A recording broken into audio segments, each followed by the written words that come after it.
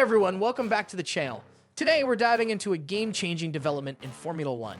Mercedes has finally unveiled their 2025 challenger, the W6, and in doing so, they may have exposed something massive, something that could have completely changed the last 2 seasons had they addressed it sooner. But here's the catch. They finally fixed the fundamental issue that plagued Lewis Hamilton for years, just after he left for Ferrari. The timing couldn't be more ironic. So what exactly was the issue? Why did it take so long to fix? And how will this impact Mercedes moving forward?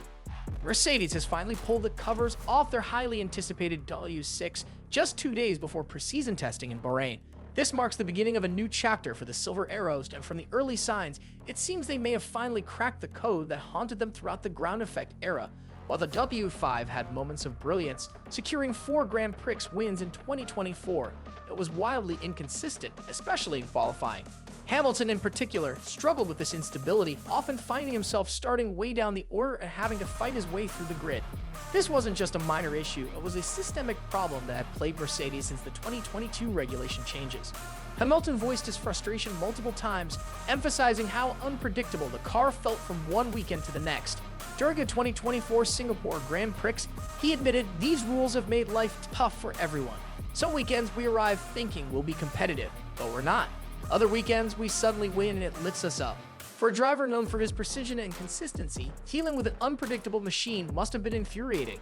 Hamilton even compared the experience to playing golf, saying, "You get one good hit, and it keeps you going, but the rest of the shots are bad. It's frustrating, but you keep pushing, searching for that feeling again." Now, just as Hamilton embarks on his new journey with Ferrari, Mercedes technical director James Allison has revealed that the team has finally solved the problem that made Hamilton's life miserable. In the 4th year of these regulations, car development is in a more mature phase, Allison explained. Big gains in lap time are hard to find, but we focused on improving areas that held us back last year.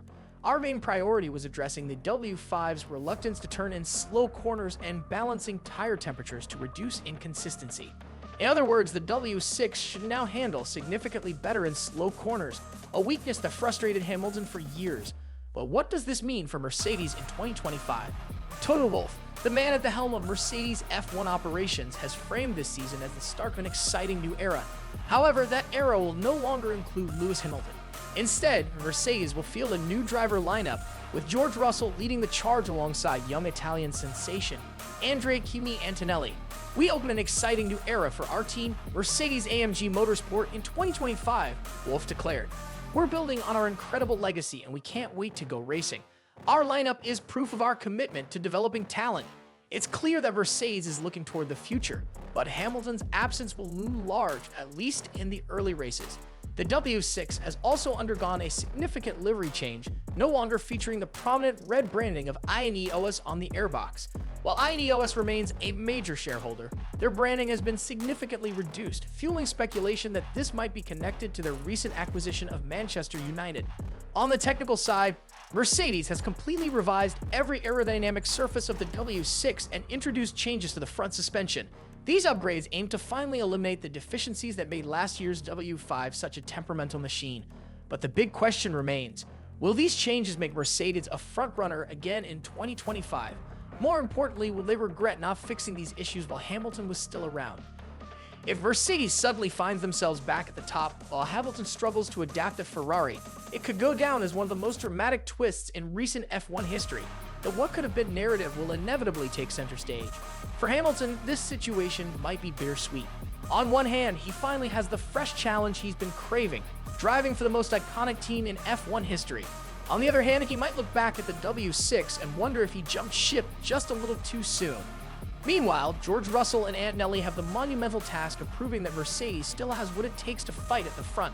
Russell, in particular, will need to step up as the undisputed team leader, while Antonelli will be under immense pressure to deliver on the hype surrounding him.